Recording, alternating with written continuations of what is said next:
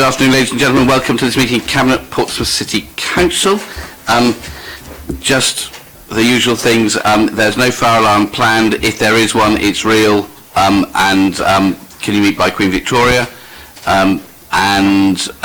We are live streaming, so it means that people coming to speak at the table just in front there, the back of your heads gets filmed. But we try to live stream these meetings, so I hope that's all right with everybody. So let's quickly run through bits and pieces to begin with. So I've got apologies for absence from Councillor Steve Pitt, who is with the Chief Executive doing a meeting trying to resolve the nitrates issue. And Lynn Stagg, I know, is aiming to be here, but she thinks she might be late because she's in a meeting trying to fight through things with COLAS. Can I officially welcome Tom Wood to the first meeting of the formal cabinet? Nice to see you, Tom. David. I don't know when I do anything, but can I ask if item 8 is moved to the next one we look at? I was going to do it after item 3. After the record, yep. Yeah, if that's all right, folks. With everyone else. On the basis, we've got people here who want to come and talk to us about it, and that seems the polite thing to do. And also on the basis that you're ill, and the sooner that you're back home and in bed, the better. Okay. So, any declarations of interest, colleagues? Darren. I have a personal interest in item 6, which is the houses in multiple occupation SPD, as I live in one. However, I don't think it's a prejudicial interest, as this is a planning document.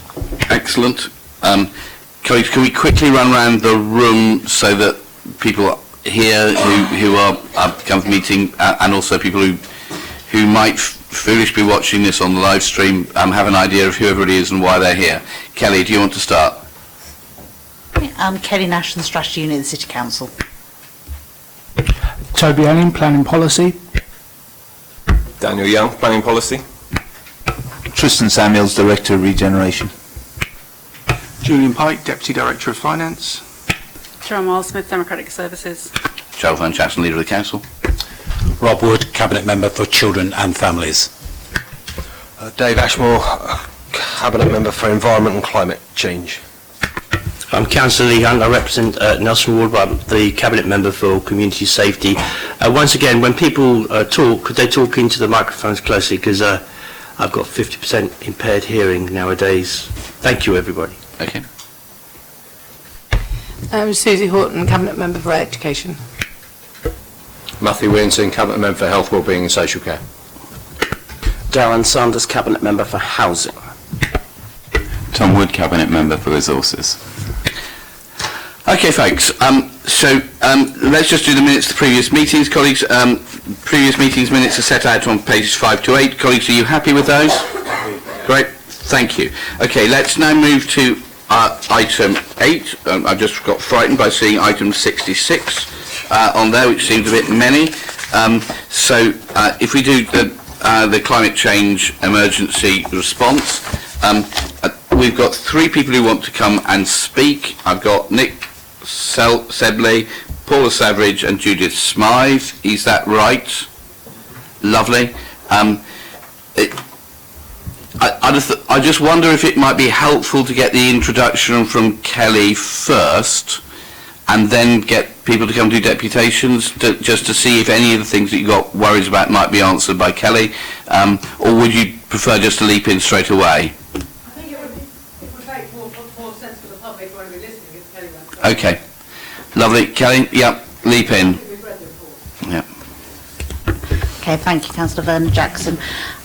This report comes to Cabinet in response to the notice of motion from March, and what we're trying to do in this report is set out the process by which we will fulfil those responsibilities, and also secure a decision around resourcing for this piece of work. What we're asking for in there, as well as agreement to the process that is set out in section 4.1, is agreement to the Cabinet to release a small sum of resource to kind of get the work going, with a view to the resource requirement for the future to be quantified as part of the carbon reduction plan development to come forward. I think it's probably worth... what we're asking for as part of this report is a small amount of money to fund the first process of developing the carbon reduction plan. That is with an aim to bring that back to Cabinet in autumn, and as part of that process we will quantify the wider resource requirement to take this work forward on a long-term basis. So that's the requirement that's being asked for in this report. We're asking for approval for the actions that are set out in 4.1 as the way in which we will now take this forward in terms of developing that plan. I think it's really important to emphasise that there is a large amount of work already underway in the organisation, and we will be looking to map some of that and bring it together. A large amount of resource already being used, and we will look to understand where that could be used differently or better if we work together more closely on this agenda. And I think we would also look to refresh the process for reporting against those targets that stopped a couple of years ago, and I think we would look to reinvigorate that and bring that forward. So that's the purpose of this report. I'm happy to take any further questions. That's very helpful. Thank you very much, Kelly. Okay, so should we hear from people who want to come and speak? We've got Nick, Paula and Judith. If you'd like to come forward and grab a seat.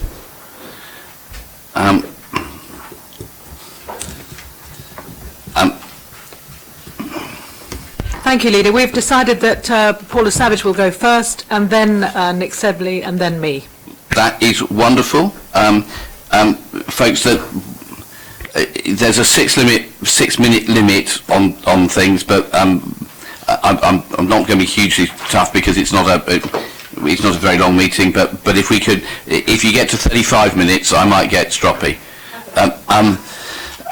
Just on the basis it's very hot. So Paula, welcome, and the floor is yours. Okay. Hello, can you all hear me? I am sorry, I've got a bit of a chest infection, so I Likewise. don't feel too good. But anyway, hello and good afternoon. Okay, so back in March, the Labour councillors, Stephen Morgan, Judith Smythe, Extinction Rebellion, Claire Udy and myself were the driving force behind the climate emergency motion. I gave a deputation together with others as to why it was imperative that the council declared a climate emergency. You all know that it was a unanimous vote, which is great. What was also great was that Portsmouth was one of the first cities around the UK and therefore encouraged other cities to do the same. So let us now move forward to today, July the 24th, 4 months later, and look at what has been done. I would like to know, on behalf of many others, if you, the council, are doing everything in your power with informed and responsible decision making on the behalf of just under 250,000 people that reside here, not forgetting those that visit, holiday or come to university here. Climate change is obviously going to affect us all, so what exactly have you done so far? Are we as a city doing all that is needed to reduce? Number one, the use of single-use plastic. There is a crowdfunder for a plastic-free larder. Why is this wonderful idea not being backed by the council? I spoke to one of the founders and she informed me that some councillors have personally donated. Also that she is meeting up with Dave Ashmore at some point over the next few weeks. This type of forward-thinking response to the plastic waste issue we face should be having full backing from the council. We need more green initiatives. Are schools, colleges and the university aware of the climate emergency? Have the council set up schemes or any green initiatives with the schools? Penzance has been hailed as UK's first plastic-free community. They have a plastic-free school scheme. You register your school, they send out a pack giving you guidelines on how to achieve this. Plastic-free schools help children realise the power of their voice by taking tangible actions to reduce the single-use plastic footprint of their school and wider community. They inspire themselves and those around them to ever greater achievements. What a great idea. Let's do it here. All schools in Portsmouth can register. Let's get on that plastic-free map. Number two, are you focusing on cycling? Are you working with the Cycle Forum? Let us look at some leading examples. Copenhagen, it is laid out brilliantly for cyclists. very often having a right of way of cars. Budapest has an annual mass bike ride which promotes and encourages cycling around the city. Amsterdam, probably the most famous cycling city in the world, having a flat terrain similar to that of Portsmouth. Most journeys are taken by bicycle. Imagine that. Prague has been working towards being a cycling city since 2003, having a comprehensive network of over 1,000 kilometres of cycling infrastructure. Dublin offers pedicabs, European rickshaws for those that can't cycle. Oxford has cycle paths through the city centre.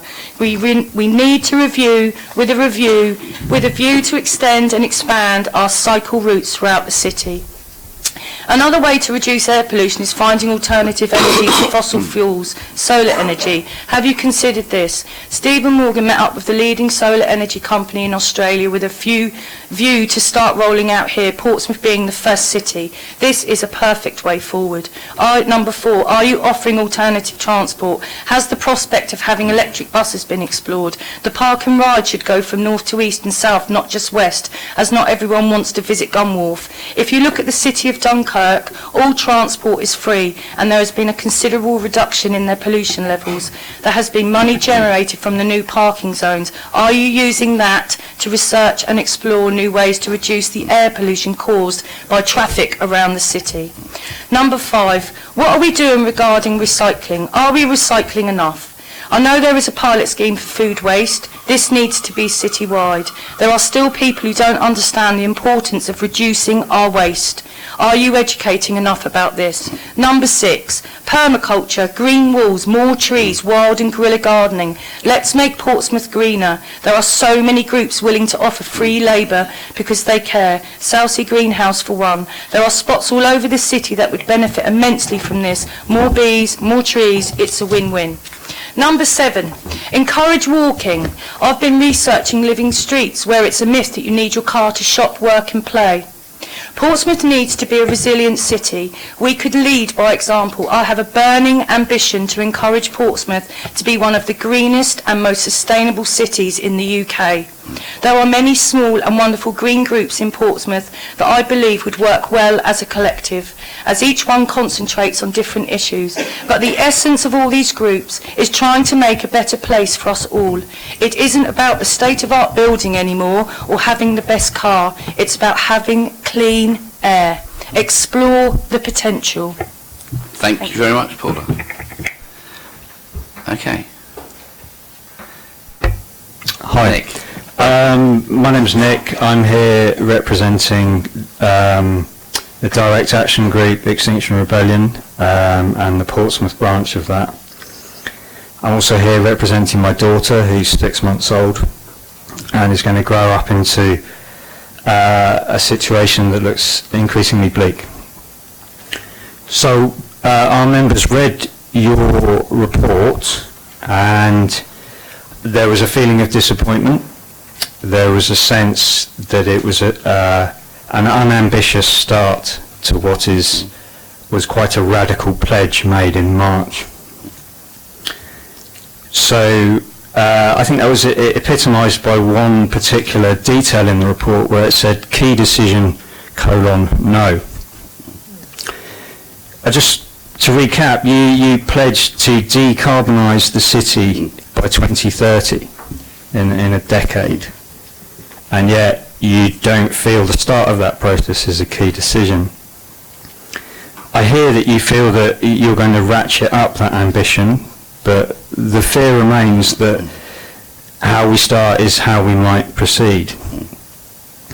And I think the fear in our members is that this might go down the route of air quality, in which central government and Portsmouth City Council has been basically breaking the law for nine years, I believe.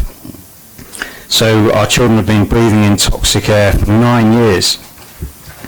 And the measures that both central government and Portsmouth City Council have introduced have been very ineffectual and timid in this regard.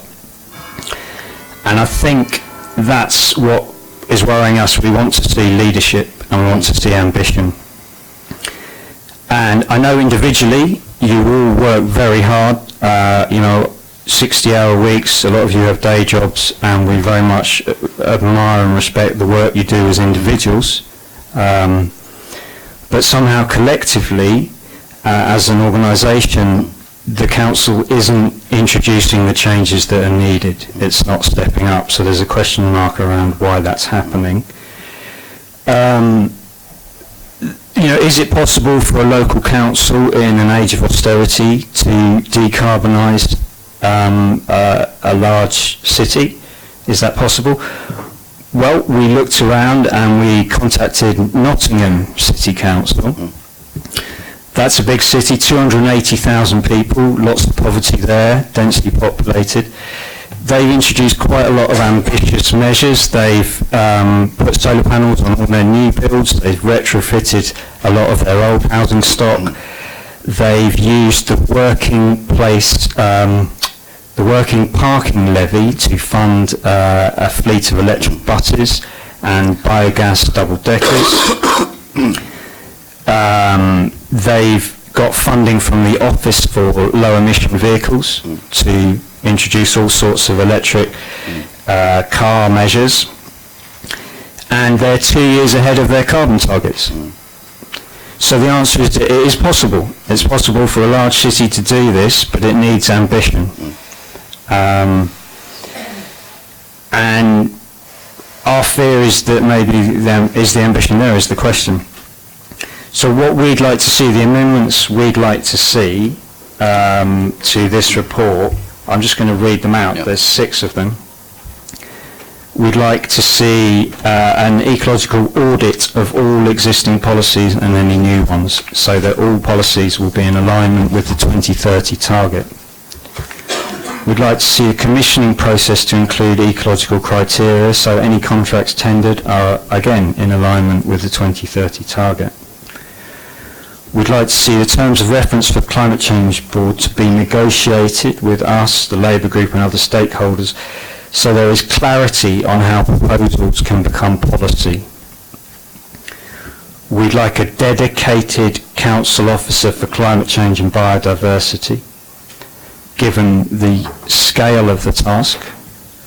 And we don't want those officers' hours just taken out of the existing allocation, because I was speaking to a council officer yesterday who came to an Extinction Rebellion event, and she works in the energy department, and she said the problem as she sees it is there's just not a joined up strategy, and no department feels it has ownership over this policy, so it's being passed around departments. So there needs to be some way of joining up this strategy so that departments can cooperate towards the same goal.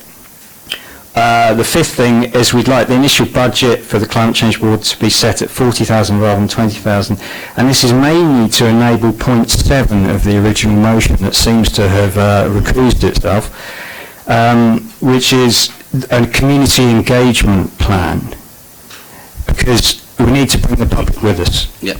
This is going to be difficult.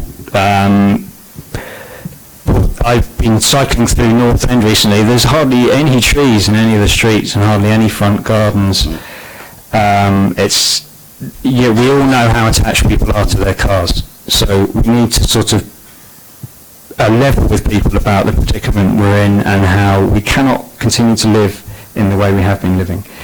So we want to kind of get that community engagement plan up and running, and it will help you guys, and we're willing to put in a lot of the labour for that for free, but we'll need to promote those events, and we want to do screenings across the city of David Attenborough's documentary.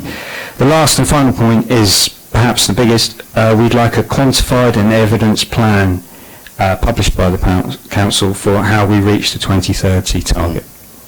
Okay, thank you very much for your time. Nick, can I just say, it may be helpful in the discussion, I don't think we have a problem with any of those, and we'd be happy with all of those things. Brilliant. No, it'll be a bit, but it'll include lots of people, but very happy to work with anybody and everybody. Brilliant. Okay. Thank you. Judith.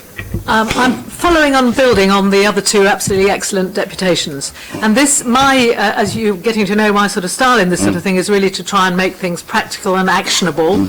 So what I have done is to put out a suggestion of how you can amend the paper and get going with some actual actions, as well as the things that you've put in your report, which I have no problems with your report as such, except that it's kind of incredibly limp. And I can see why you might have done it like that, but it doesn't do what I'd hoped we would be doing by now when I put forward the motion that we all agreed. So I'm going to ask Paula to hand these out around the room, please. This is what I'm reading out, and it'll help make sure that Joanna gets one, because she'll need to record it.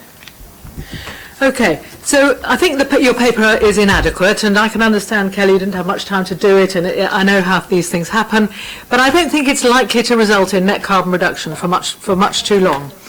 And below, I'm just going to read them out, are some decisions that can be made now, can be made today, to take immediate actions that are offered as additions to the Cabinet paper.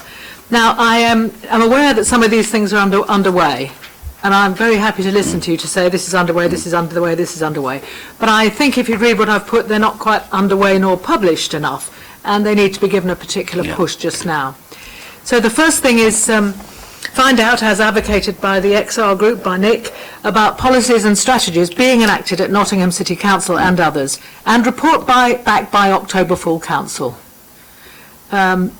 I mean, I could even estimate the number of days that would take. It's the sort of work I used to do as a consultant, and you'd find somebody to do it. It's easy to do. It's not for me to do, but it's probably about 10 days of somebody's time. Run a citizens' assembly in the lines of the Camden Assembly held recently, involving citizens and businesses and generating ideas for early action locally, as reported in The Guardian day before yesterday. I hope you all were able to see that article. And perhaps you might even think of using the same consultancy that they used to set it up and facilitate it for Portsmouth. Identify a date and venue and invite people during August and hold it in October. And that could be very much part of a wider city engagement plan. Third, in time for all committees and Cabinet in September 2019, require all council reports to include an environmental impact assessment similar to equalities and financial impact statements. We may be kind of sucking it to sea to start with and just kind of working it through, but let's just get started and get that message out across council authorities. Lots of places do that, and indeed I've helped them to do that myself as a consultant in my previous work life. So I know it can be done. 4, agree a set of must-do requirements for all city services and all contractors and partners to include carbon reduction, brackets, alongside safeguarding children and vulnerable adults, good governance, contributing to the city economy, etc., before full council in October.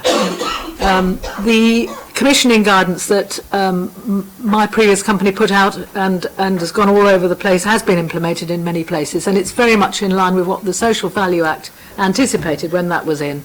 And it's not difficult to do. It's probably only half a side of piece of paper once you boil it down. Incorporate these must-do standards into all contracts and partnership agreements so that no organisation can work for or with the City Council without contributing to carbon reduction. And you should be able to do that by the end of 2019. It's not difficult. Again, people have introduced that sort of thing after a day workshop in the past when I was a consultant. I'm not advertising myself here, I hasten to add, but I'm just saying it can be done, absolutely. And I'm not looking for that sort of work, but I'm telling you it can be done within a day, and with the right people there in a room of about 40 people to agree those, and then there they are. And it's only a single page of paper that's generated, so this is not a huge amount of work. Incorporate the, so that's number 5, incorporating the must-do standards as a preamble to all contracts. And 6, introduce a carbon reduction kite mark and accessible list of approved businesses for local business that's eligible and signs up in return for the free advertising of the scheme provides. And that's similar to the way we do it for the City of Sanctuary in a small way. That's already been started under your leadership, and that's a great initiative, but it's very similar to that, but on a bigger scale. And several children's services authorities do it in order to improve safeguarding to children, particularly those children and vulnerable adults using personal budgets. In other words, they have an approved list of providers who have already been vetted for safety and are then used and then it avoids any kind of doubt about safeguarding issues if somebody should choose to use a personal budget with another provider. And it's done all over the country. Judith, as you're the sort of professional politician here, I think we just need to keep slightly. Well, you've got 45 seconds left. Okay. Well, Or I'd a like minute to be nice. Start a website, which is really part of the citizens, and then put solar panelling, and we know we're on the way with that. Cut fossil fuels out of council developments, and I know we're well under the way with that, which is what was disappointing about the report in the sense of concentrating so much on what the City Council can do, because I know we're doing a lot. Continue to improve public transport, and it is happening, absolutely, and I know you agree with me on this. Include carbon reduction requirements in new local plan, and I'm really impressed when I heard the presentations on the local plan that is such a big emphasis. So we're doing that, well done. And at last but not least, do an immediate audit of all the benchmarking information that we already have and need, and a plan and develop a plan, as Nick said, setting smart targets until 2030. We're already I can't do the maths, about 7% into the programme, and we haven't done much, and we need to get on with it. Thank you very much. Judith, thank you very much indeed. And Judith, thank you very much for giving me that earlier today. It enabled me to go and talk to Chris Ward, who's the Council's Chief Finance Officer, so that he could have a comment, which he's not here, Jules is represented, but if it's helpful, I'll just read his response. Which is the proposals set out, many of which are desirable, will require a degree of investigation before being capable of implementation. In particular, the City Council will need to go through proper due process to understand both the opportunity as well as the legality, cost and practicality of implementation. A number of the proposals will involve additional costs, but options for funding them have not been put forward in this.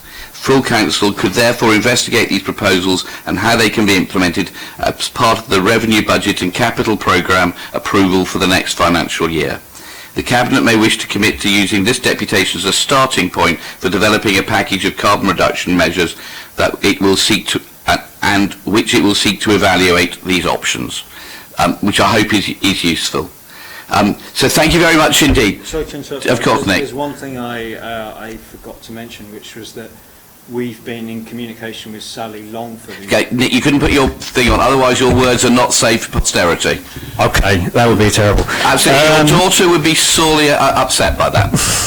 So we've been speaking to Sally Longford, who's the Deputy Council Leader of Nottingham City Council, and she said, I mean, that you might not want anything to do with this, but she said she's very welcome to liaise with you guys and share what they have done and how they've done it and how they funded it. Yeah. So and Graham Chapman, who was Deputy Leader of Nottingham, is a work colleague of mine. So Graham and I have worked closely together, particularly on energy companies, of which he has strong views. Indeed. Okay, well, I'll leave that with you. Yeah, but it's very helpful. Anybody, anywhere around the country, it's terribly helpful to nick ideas from people. Absolutely. It's no point reinventing the wheel.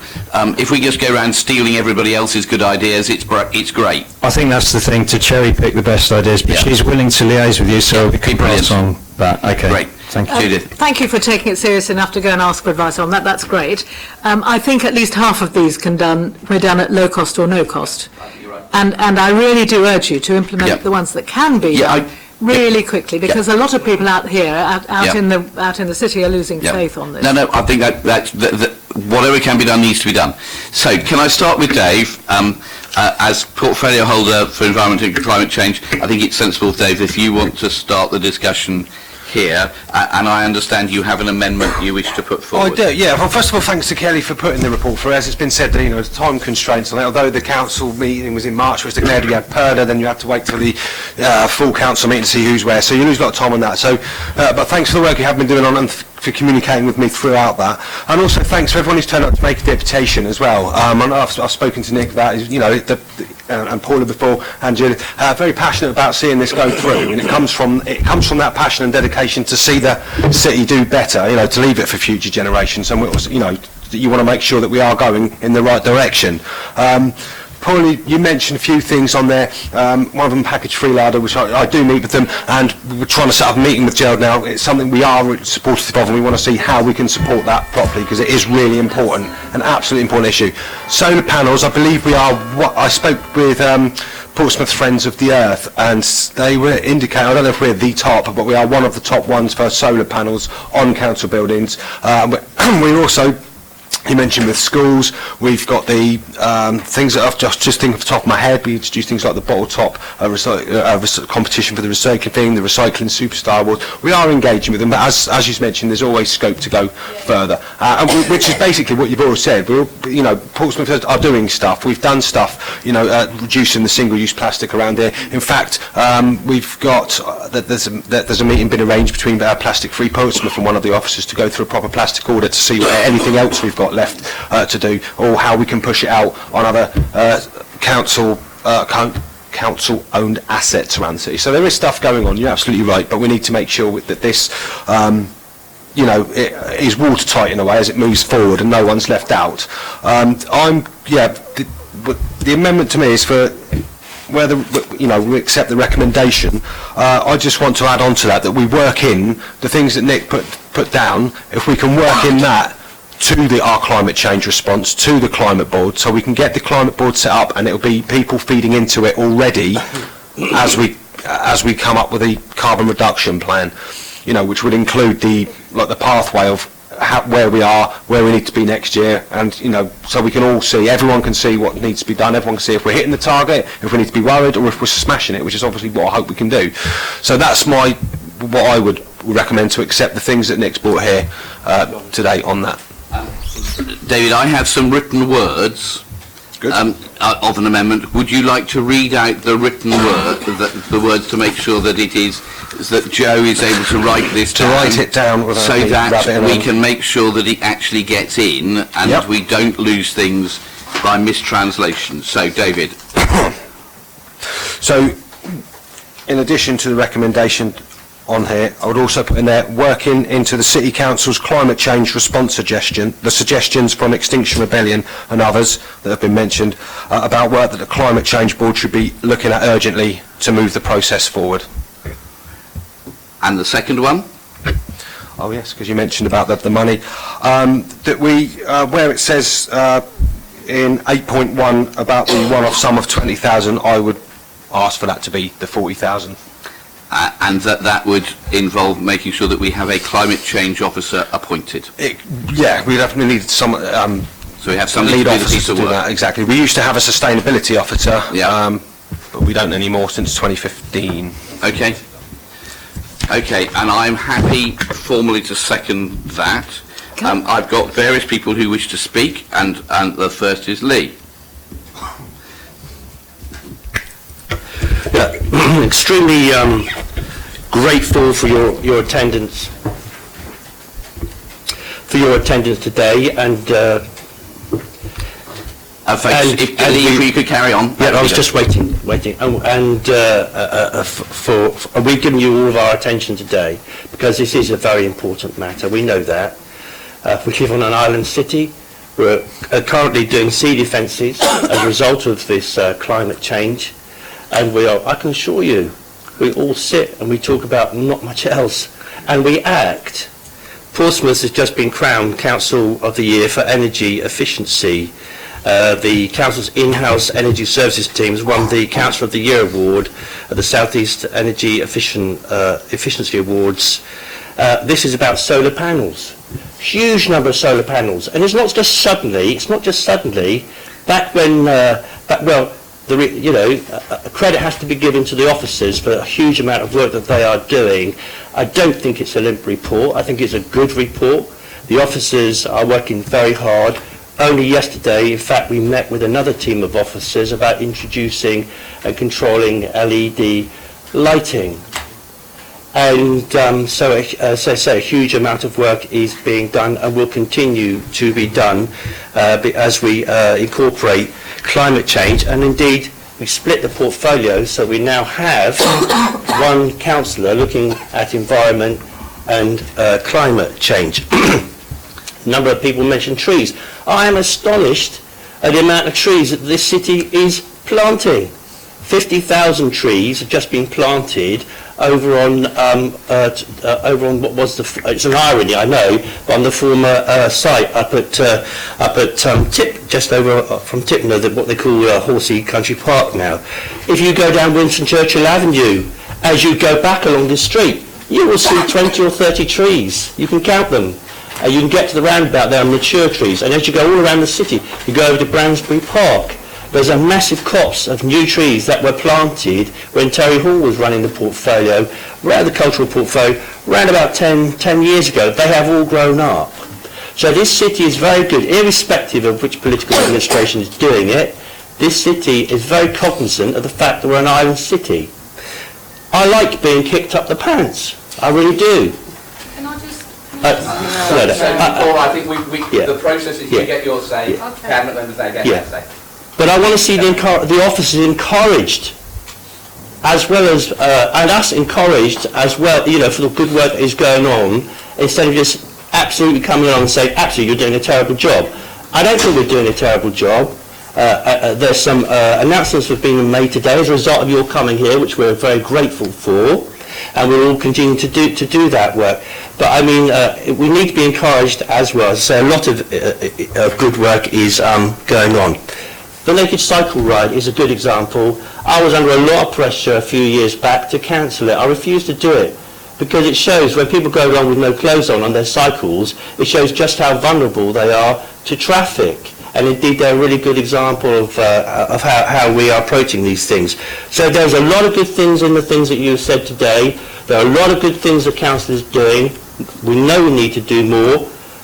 Since March, when Councillor Ashmore mentioned that since March we've had Purdah, we've had elections, and here we are approaching the quiet period in August, but that work will go on through August too. So I'm very pleased with the work that we're doing.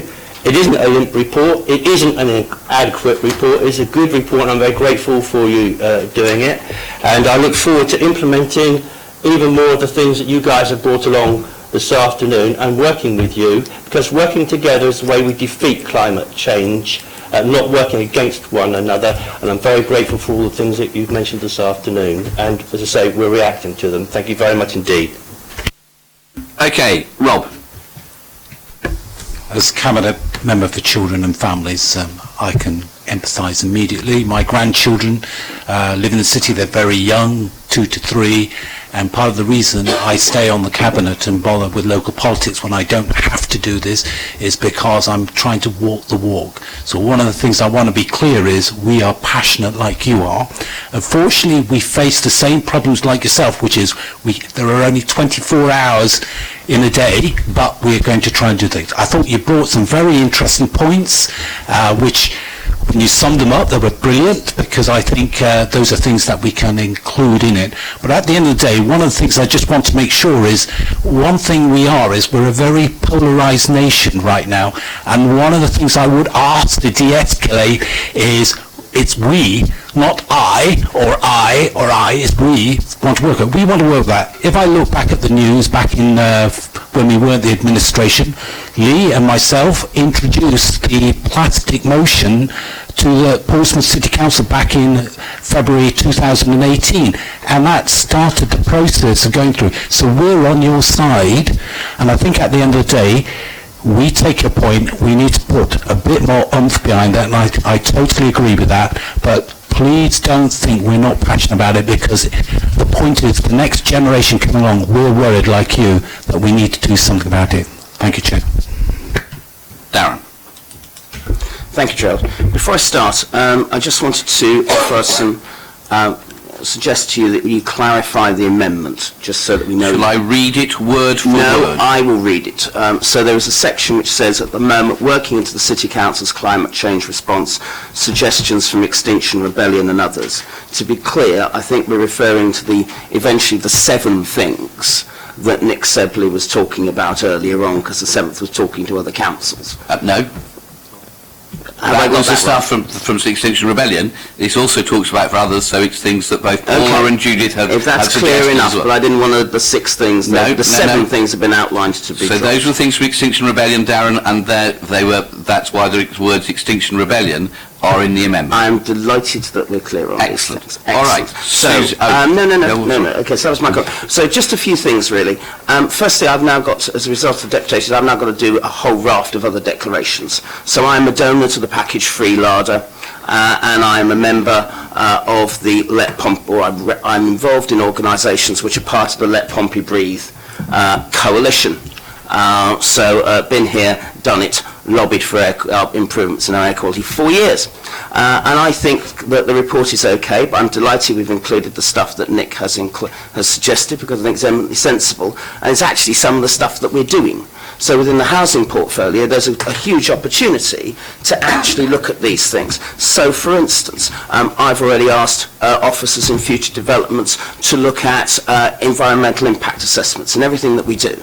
I'm told, as the finance officer tells us, who's the person who has to set our budgets, so he's quite important, actually this will take time, this will take money to do. But it's something we have to do. And I would personally have it in every single council policy. Every single council policy, and I'll come back to that in the context of some of the lack of radicality in some of the stuff that Judith has offered earlier on. So with solar panels, we're expanding that everywhere. I've asked to green a whole raft of council buildings, including things like green walls and stuff like that. So the impetus is there, it's now actually putting it into place. I think Lee is absolutely right. We all have to work together. So in Nick's point about the person from the energy team, that's a team I oversee. I would be delighted to talk to that person, to actually find out where they think the wiring has occurred. I continually tell people to be open with everyone about the good bits and the bad bits of the organisation, because the only way we can do it is to work together. That team is heavily involved in the expansion of solar photovoltaic panels. I was disappointed, I was delighted and disappointed in Paula's comments around the meeting that Councillor Morgan had with a solar PV panel. If I'd have known, I'd have gone. Because I think it's absolutely important that we all work together, and I'm delighted to work with Stephen or with Penny or with anyone else, and I think we all are, to make sure that we deal with that. So if there are any other meetings, I'd be delighted to go along and bring along officers, but if I don't know, and I didn't know, I can't, which is a bit difficult. The third thing is the plastic-free larder element. One of the difficulties that we face, and you say, what have we been doing, Nick? And part of the problem with the plastic-free larder, Delphine Levain, and I will have got that surname wrong, is a resident in my ward. So I've spoken to Delphine already and said we'd be happy to look at these things. One of the issues we've got is that plastic-free larder, the package-free larder, wants to work in Southsea, and that's a preferred site. The trouble is, all the empty buildings we've got, I know, because I've asked, aren't in Southsea. Well, they're available. They're empty. But they're not in Southsea. There is an argument as whether it should be in other places such as Fratton or in the city centre, and also near council estates as well, to make sure that these sorts of things aren't purely the preserve of the rich middle class, because they can't be. I'm happy to have those discussions. I'm happy to forward the sites to Dave, so that when he talks to Delphine and everyone else, that can be on offer. Because certainly if they're housing sites, and if there are ways that that can be worked through to benefit council tenants, then I'm certainly very, very interested. But the fact that package free larder at the moment wants to go to Southsea, and I understand why, does mean that firstly the costs will go up, and secondly that may not be necessarily where the people will be. So we are doing a reasonable amount of work. I'm less enthusiastic about the report that Lee does, because I think it's good, but I like the fact that Gerald has agreed to the notions from Nick, because that will make it better. But the work continues. They say you oppose in poetry and govern in prose. Unfortunately, we've got to the prose stage, but I hope we can continue it further. Oh, one other thing. We should actually be a bit more radical. So Judith's proposal is to cut fossil fuels out of council developments. Why not all of them? And also, there's nothing about here in parking. Nick rightly mentions that we're attached to the car. Last week we put forward some plans to explicitly link our parking policy to the air pollution and climate emergency issues. Sadly, that was voted down by other political parties, which puts us in a bit of a quandary, really.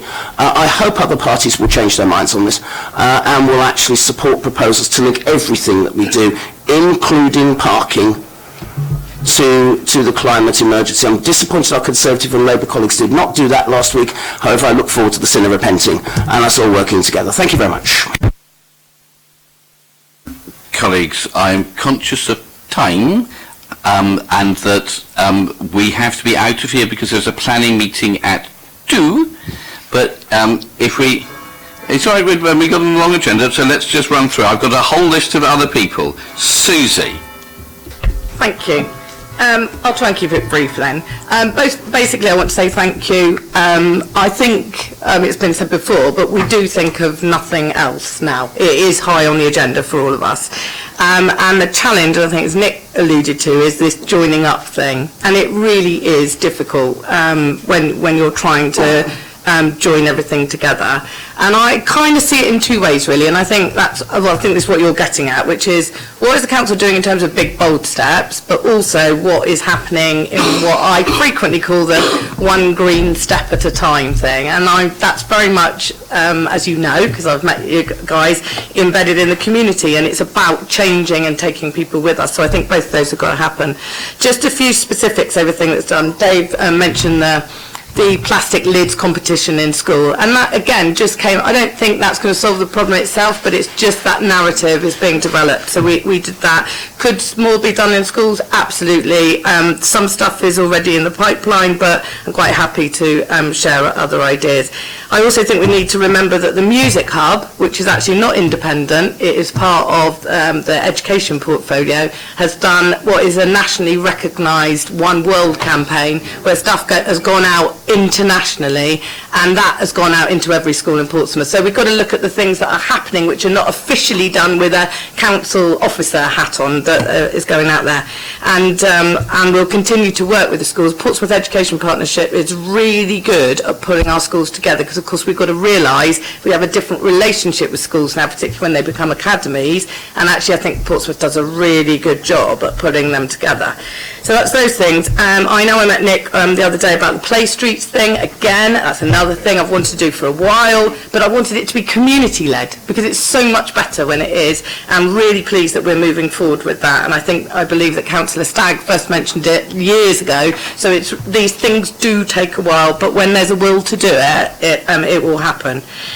Similarly, there's something that I've been doing as a ward councillor, which is looking at Fawcett Road, and little changes we can make there around greening it, recycling bins. These are small things that collectively push out a message there, which is we want pedestrians and cyclists to have more of a priority than cars, and I am definitely committed to that, both in my own ward and across the city. But so that's been going on. These things are not always out there, and I just want you to know that we're doing that. And the other thing is, of course, most of us are engaged in terms of social media, community groups, etc. And the Cycle Forum, I'm a fair weather cyclist, I'm going to admit it, but I go to the Cycle Forum meetings every time because I learn so much. I've learned, and all of my colleagues will assure you that for years I have been coming back with stories that I've learned from the Cycle Forum. Okay, so just so they're the main points I want to make. The other thing about the Nottingham thing is really interesting, because I was really interested in that, but you will know, and actually I don't know how many people here, it was really controversial because the people that were hammered were the businesses.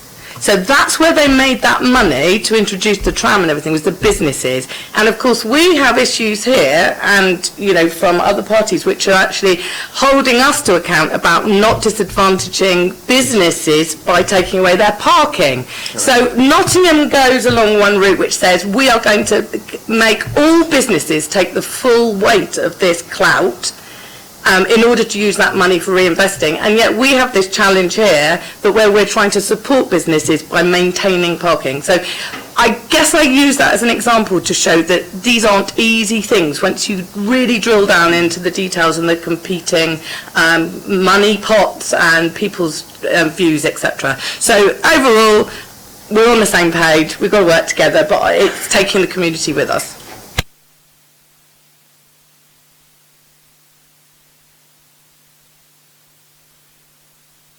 Otherwise, we might be here till 13 for quite some time. I've got. Have a chat with Susie afterwards, if that's all right. I've got two more members of the Cabinet who want to talk, Matt and Lynn. Thank you, Gerald, and thank you for the deputies and for the written stuff we got from you as well. I'm going to start off with cycling, which is no surprise as the Vice Chair of the Portsmouth Cycle Forum. So I have obviously a great interest in that. I cycle every day. It's the way I get around the city. I don't drive. And I walk as well as I did to the meeting today.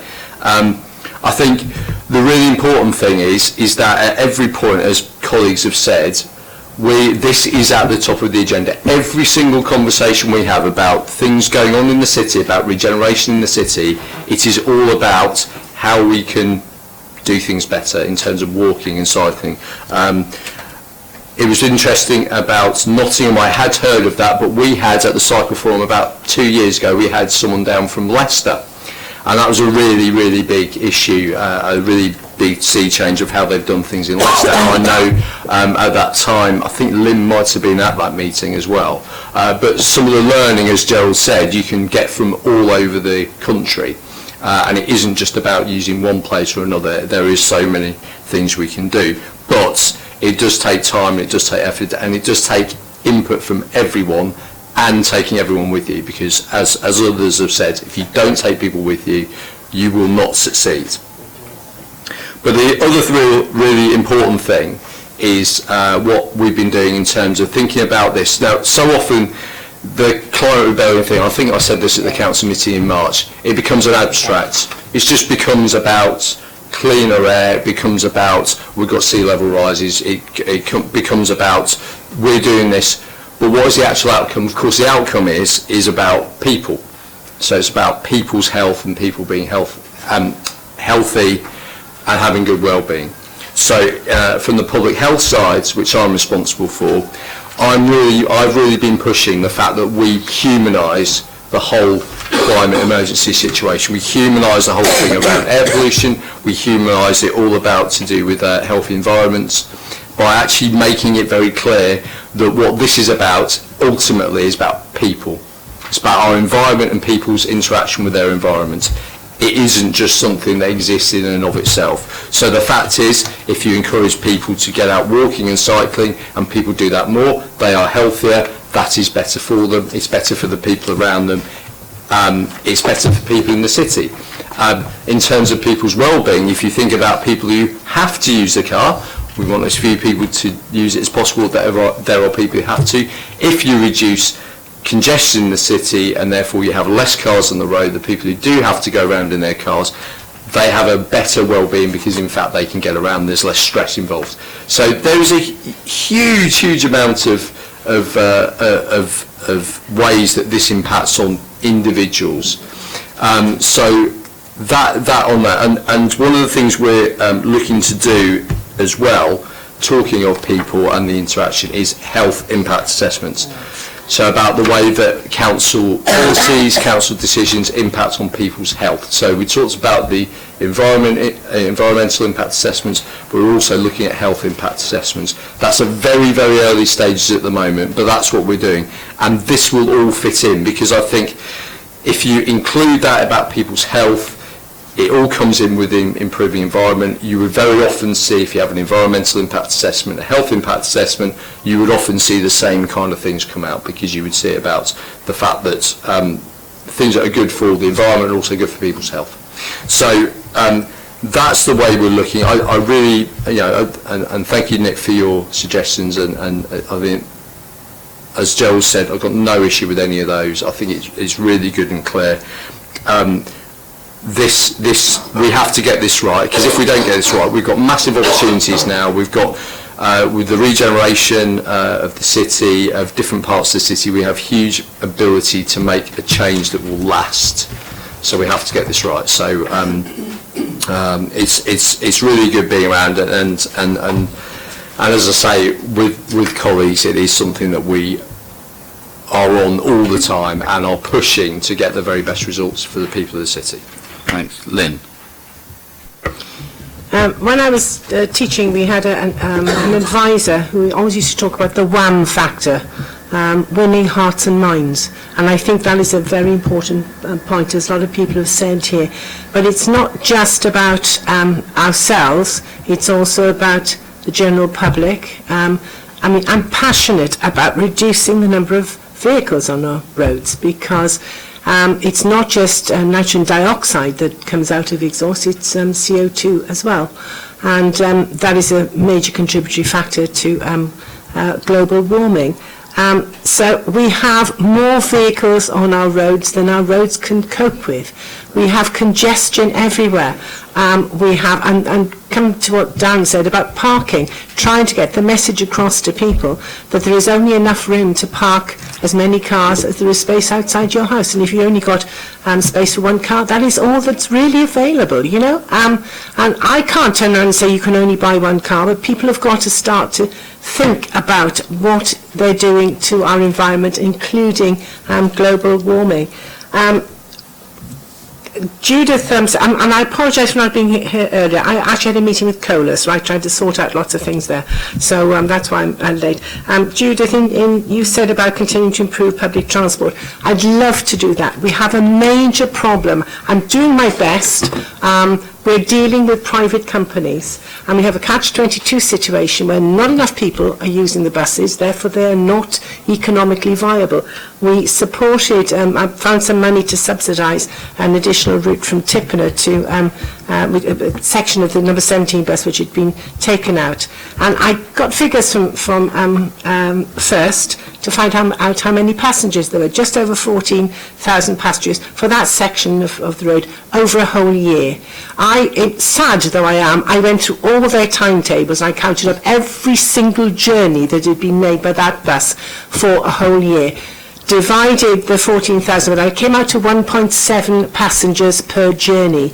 Now nobody can actually carry on a service if you only get that many people paying. And of course a lot of those actually were concessionary bus travellers. So so we've actually got to try and get people to use the buses more. But I appreciate that if you have got the buses there, because people haven't been using them, you haven't got the buses there to go where you live to where you want to go to. So it's a difficult one. But I've been working with First and Stagecoach, and I'm hoping to go a bit further.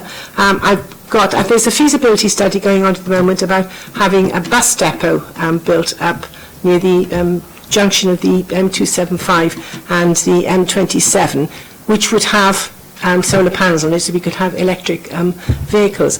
But we've got to have people to run it. So the reason I'm having it there, because at the moment most of the First buses come from Fareham, so you're paying extra money for travelling time, etc., etc. And it's not just, Matt has talked about cycling, and that is very important to improve the safety and accessibility of cycling. But what we need, and what I've been working on with officers, is an integrated transport strategy, because it's everything. We have to have accessibility for cycles, we have to have safe cycling routes, be able to get into the city centre and also across the city. So looking at the main routes for what I call the serious cyclists, what I call lycraman. I'm not trying to offend anybody, but you know, the ones who are really serious about it. And also the quiet routes, maybe going across the city for those who are not as confident. I used to cycle, I used to cycle to school frequently, and I used to get off my bike at Bradford Junction because I was terrified, and wheel my bike and all its books I'd be marking, etc. across. So we have that, and that's something which everybody needs to contribute to. But we've got to try and get people to get out of their cars and cycle, etc., etc. Talking about trees, yes, we planted a lot. When I was Lord Mayor, we planted 480 trees on Baffin's Field, and that was with 280 school children. So there's a lot more than there's been put in the last year that went in. Not all of them survived, I have to admit, because they were just little things. But if that sort of thing happens right across the city, more people. I've got a small garden. I've got 9 trees in it, because it's very important to have that greenery. Not only for the fact that the roots soak up all the excess water, but they give out oxygen, taking carbon dioxide, but they also intercept the rainfall. So it's altogether it's wonderful having them there. So I'm totally in support. It's a struggle, but I hope we'll get there soon. Okay, sorry, I've got a couple of bits and pieces. I'm sorry to say. So So Nick, particularly, thanks very much indeed for your suggestions. I think we're happy with all of them. Can I just Of course, clarify, yeah. the 6 suggestions I read out, are those the ones you've included? Yeah. Okay. So we can't rewrite the report because it's a report, but we're happy to take on board all of those things and work through them. So what record of those things have you got? So we're all recorded. So it's you'll live go, streamed. it'll be transcripted. Well, we can't. We've got you've got my undertaking that they will be done as part of this, and I am live streamed on the Okay, yeah, I see so what you our mean. words are here for posterity and longer.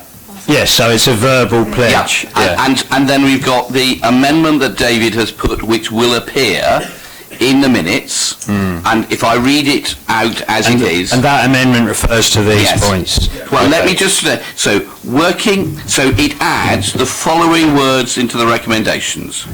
So it's new recommendation, working into the City Council's climate change response suggestion from Extinction Rebellion, so your things and others, about work that the Climate Change Board should be looking at urgently to move this process on.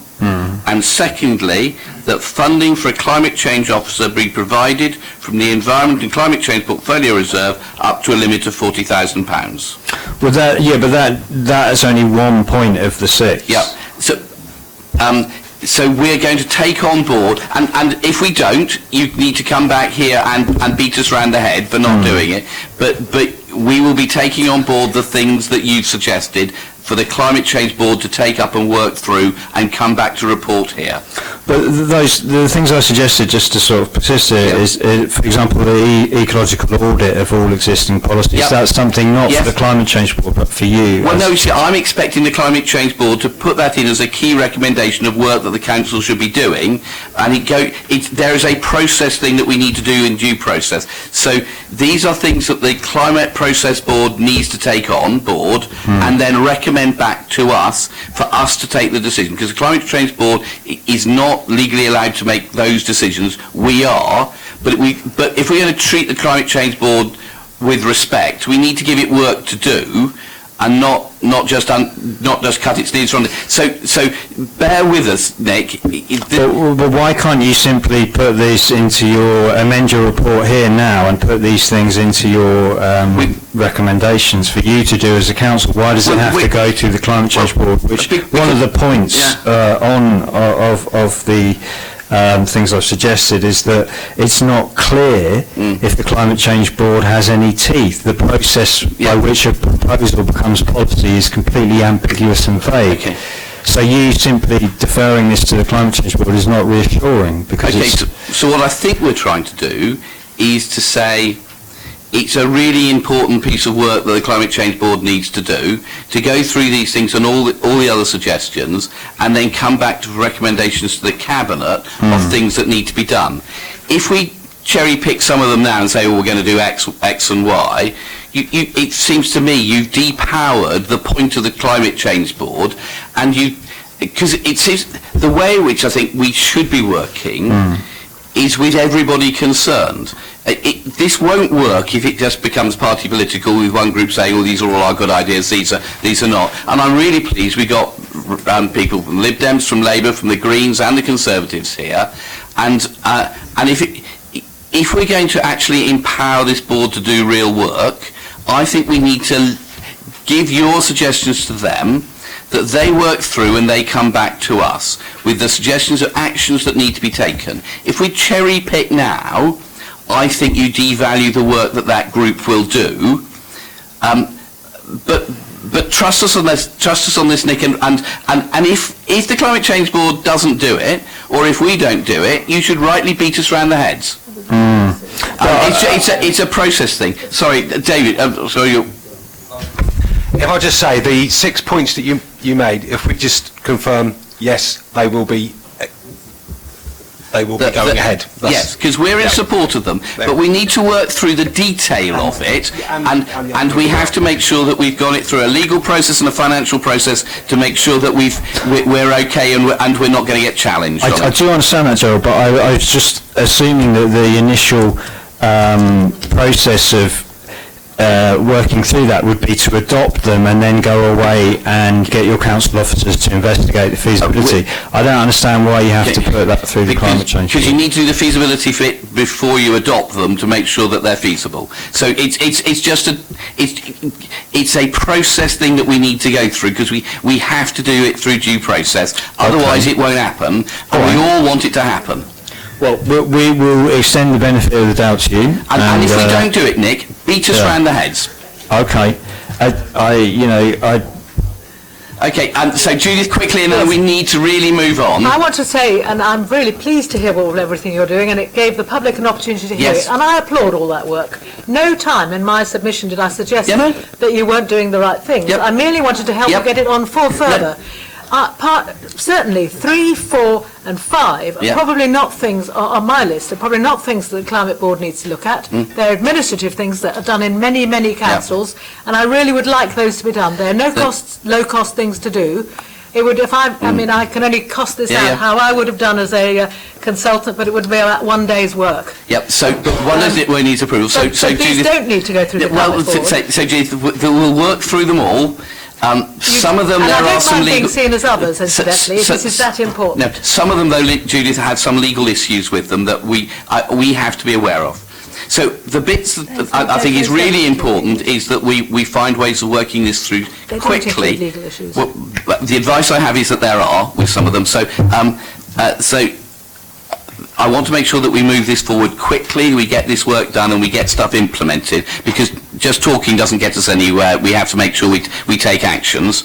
The bits that I'm slightly bemused about, and I don't understand or know, is people have said we need to start doing solar panels. Actually, the council's already put in 22,000 solar panels. Okay, there need to be more, but I'm worried. The bit that worries me is I'm the only house on my street with solar panels. So why is it that only one house on my street's got solar panels? Exactly. Yeah. So the council's done what it can do on its buildings, but there are an awful lot of private buildings, and why is that not happening? But we've been told we can't have them on ours because the aspect is completely wrong. Okay. Oh, I don't know. I'm getting free energy from mine. The other things I don't understand is we've got the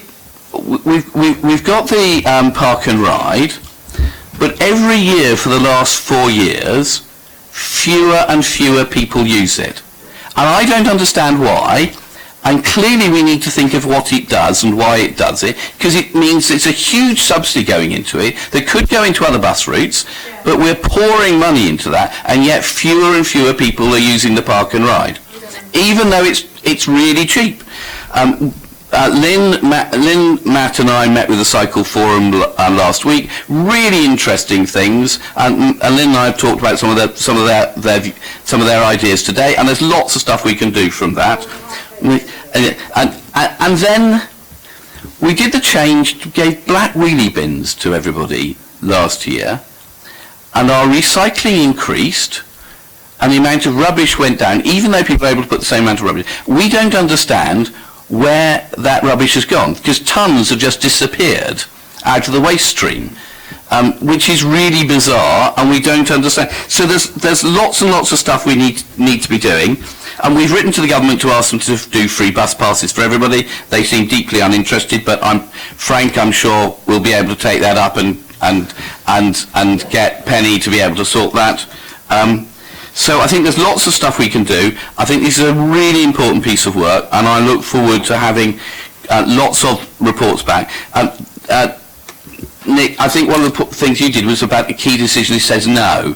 I think that's a really good point. It's an administrative phrase about whether things have to appear on a legal document called the forward plan or not.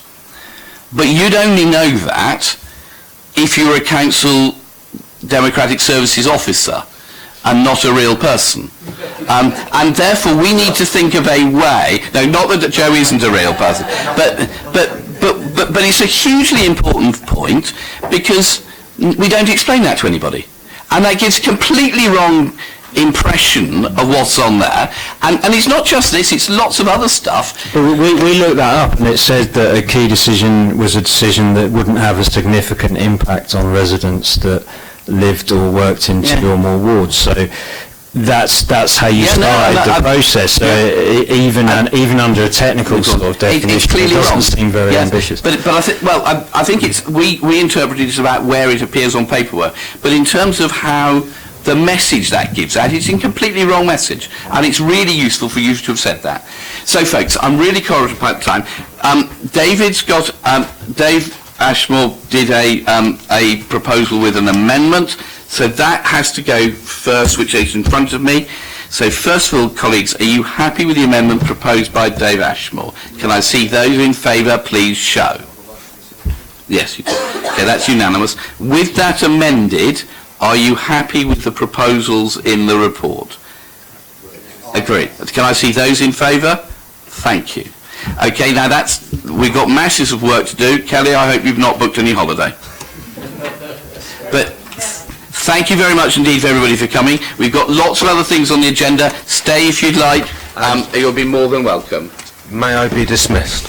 You may go home. From the meeting, not my post. Yes. Thank you. A, to go and get better, and B, to look after your children. Okay, let's quickly run through the rest. Gerald? Yeah, sorry. I haven't declared... Any interest? I have no interest. Lovely. But I Good to thought I'd see. better do it, yeah. Okay. Appointments to outside bodies. Ladies and gentlemen, we need to find somebody who wants to go on the crematorium board. It means you get a discount for your funeral. No, that's not true, sorry. And in reality, I'm terribly sorry, I'm looking for a car driver because the meetings are all over the place and Dave Ashmore's the other person and doesn't drive. And they are held in Gosport, Fareham and Havant. All right then. So it could be... You don't like the job. Lynn, were you bidding? No. Excellent. So shall we appoint Lynn? All right. Far too close to it. So Lee, you're happy to do that as the second person, but you'll do it. Okay. Thank you very much indeed. Can we now go to the local plan Tipner consultation response and way forward? Toby. Right, well, I think we should probably start, Toby, by saying this is probably your last cabinet meeting. Yes. With us, and we should record our thanks to you for your work. Well, and wish very you much. well in future elsewhere. Thank you. I'll go through the report as quickly as I can, but there's a lot of material here, so I hope I'll get the balance right.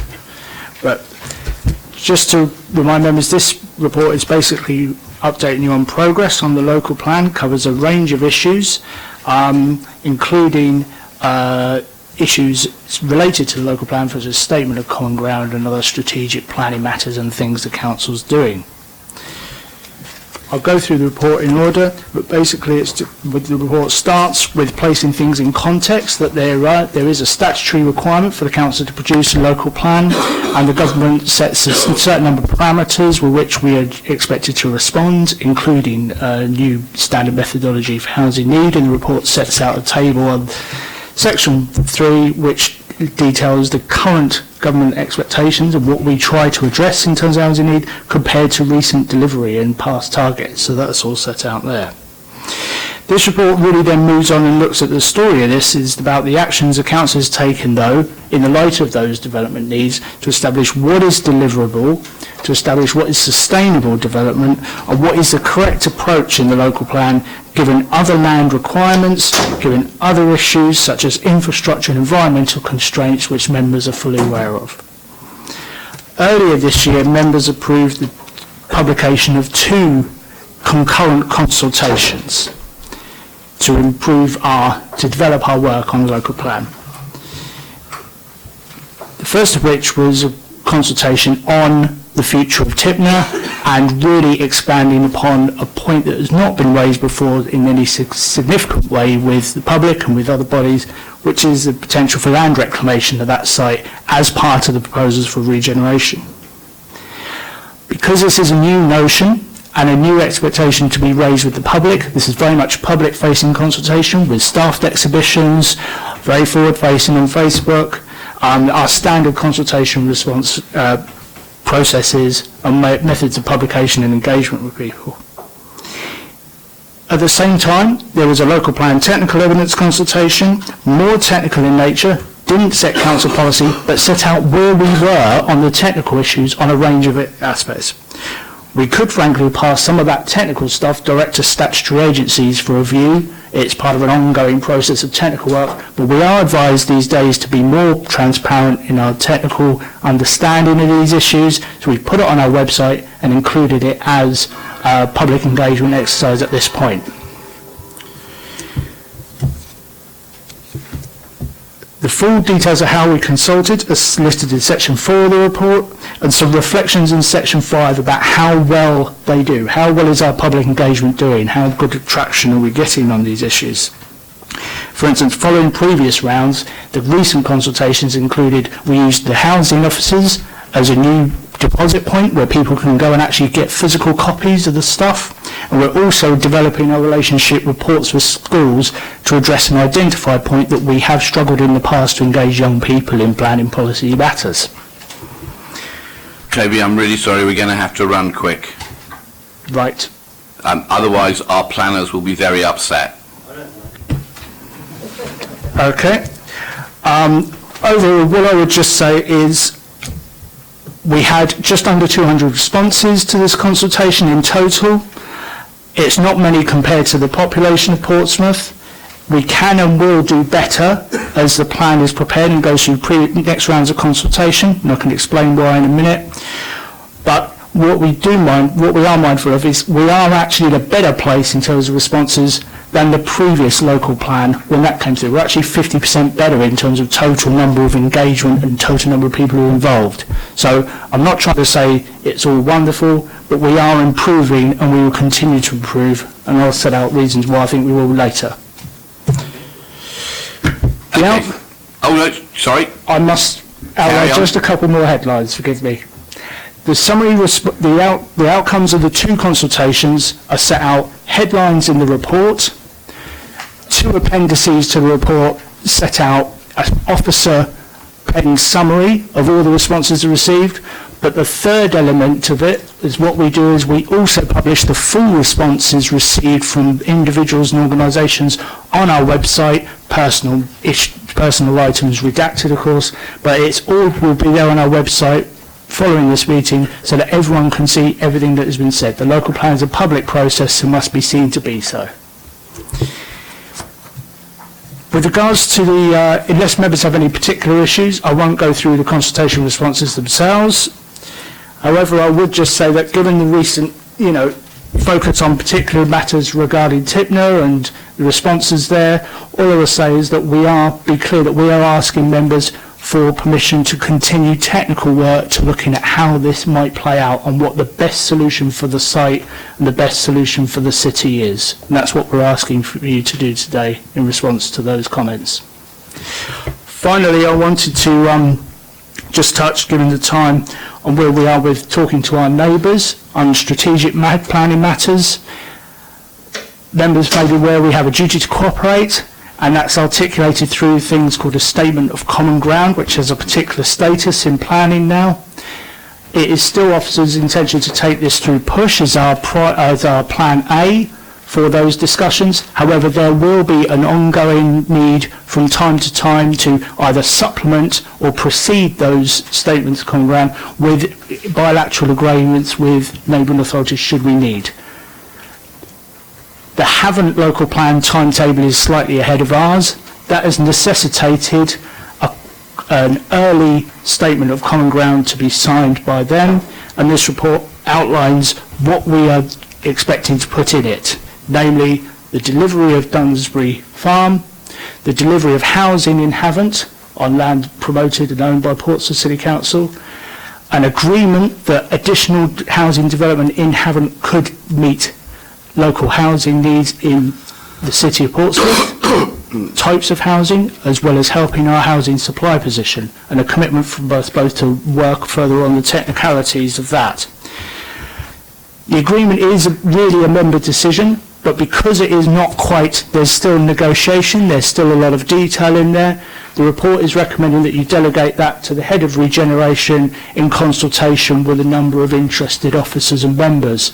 And just to point out, forgive me members, there's an error in the report. We omit the Director of Housing from the text of the report, but he is in the recommendation. So we are certain that we are including the right parties in the signing and update of that Statement of Common Ground with Havant.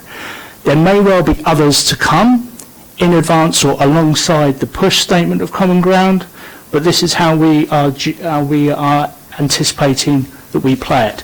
This again will be a public document, is kept live on our website.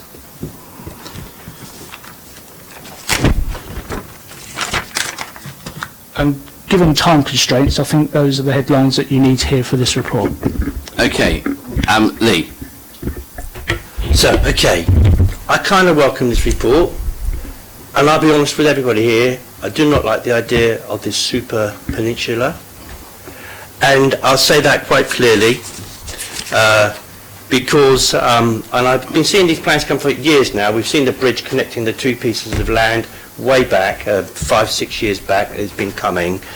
I'm really sorry that the Extinction Rebellion people have gone, because this is about, so there's not a conflict, but the government wants us to build, and I understand what's going on. We have to show the government that we are serious about building more houses in our city, because that's what they want us to do. But we've been going along at a rate of about 560, 580 units of accommodation a year. They want us to do more. So unless we show them that we're looking at every single piece of land and exploring the possibility of building on that land, we shall come a bit of a cropper. So I note the report, but I also note, and I was glad to meet you guys the other day, last week, I think it was last Wednesday, wasn't it? Flown by.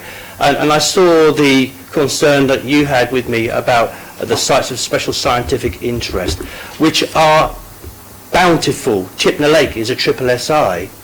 The areas around there, the beaches, the egrets, the sand lizards, the bats, all these other things we saw reported in the newspaper. I was recently about that. So I don't know how we are going to overcome those particular issues. I can't see us ever overcoming them, because they are of such importance that they outweigh the benefit to me of building so intensely, which is what it appears to me to be happening on those pieces of land. You see egrets along there every day. You see skylarks, a huge range of flora and fauna.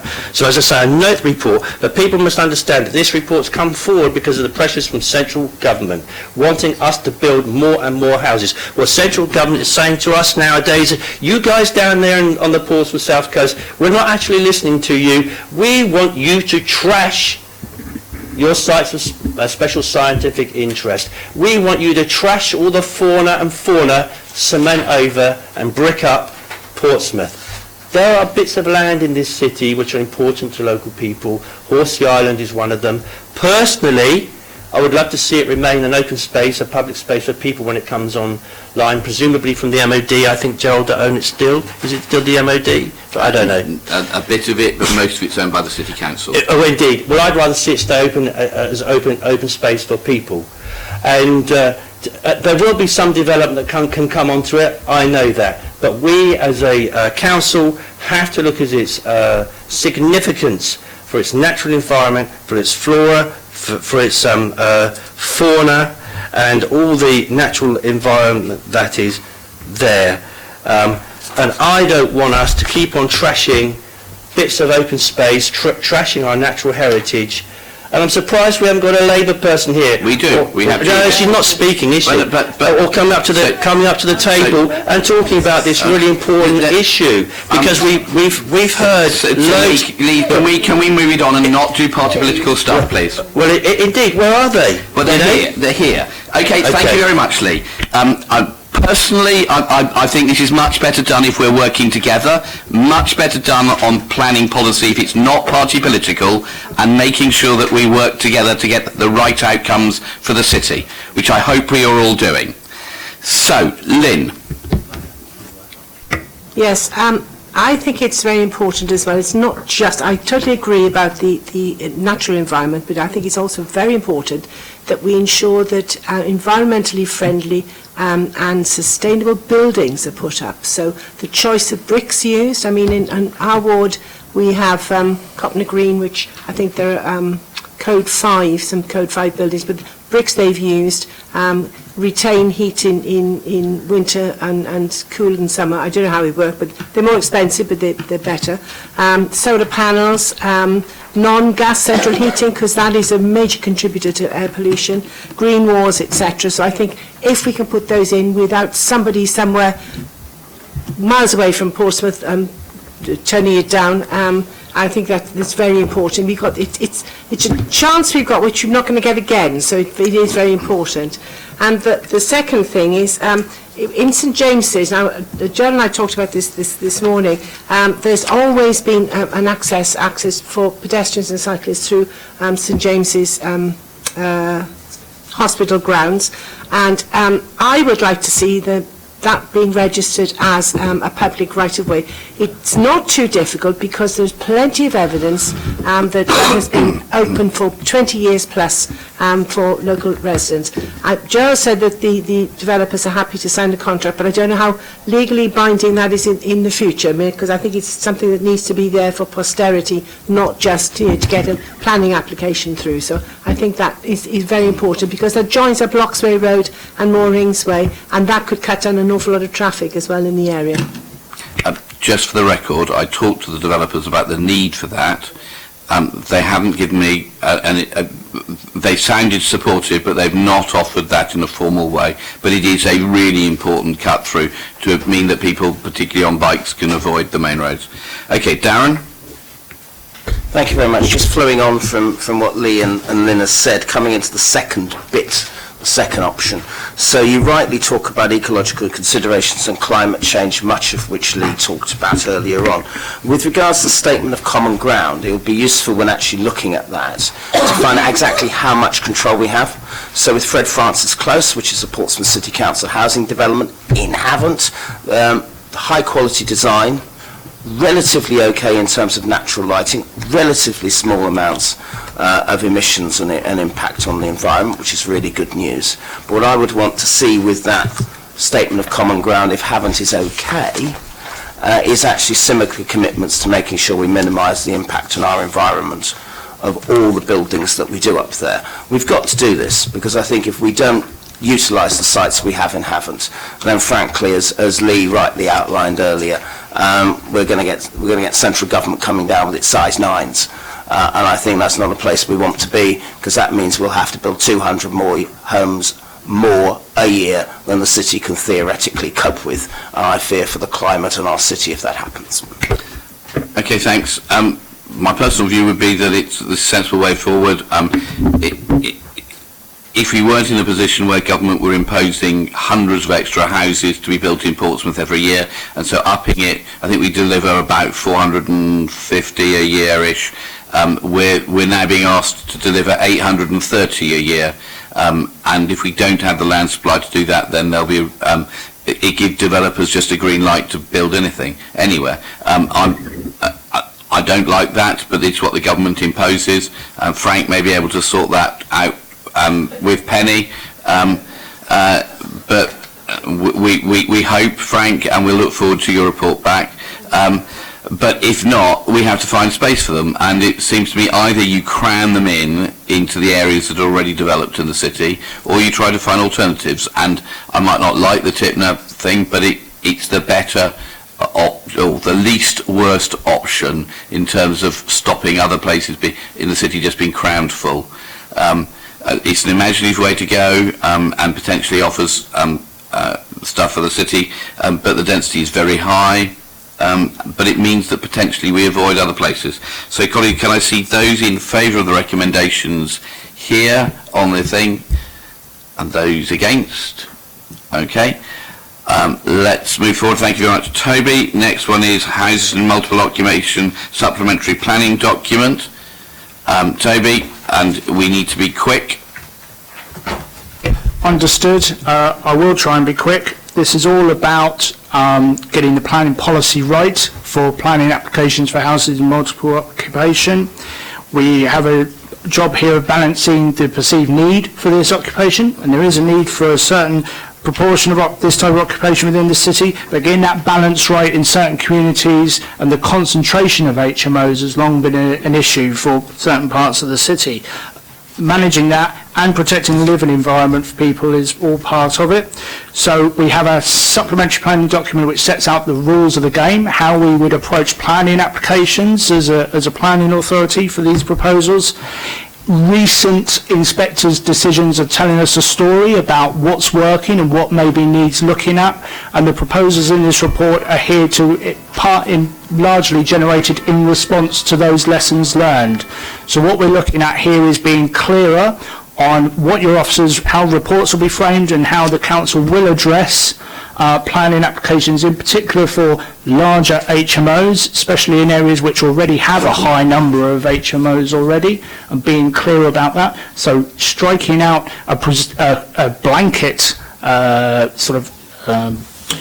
we blanketly rule out the potential for larger HMOs in areas. That is an approach that's not been supported by government planning inspectors, and instead we're clear about what we're going to look at, which is things about context, about how many HMOs, how many bedrooms, that sort of thing, and that matters because then that guides our thinking and we are clear. We think that offers a better way to articulate our decision making in a way that will be supported by inspectors if the facts of the case warrant it. The other main change is we talk about residential amenity. What do we mean by that? We haven't really articulated it before. We have a go at defining it in here. So those two changes there are published. The idea is we're going to publish those amendments for public consultation. We only need to publish these documents for 4 weeks, given their status, but because we're looking at putting it out over the summer holidays, we think it's recommended that we go out for 6 weeks, just to give over that holiday period so that people do have a chance to read and respond to them.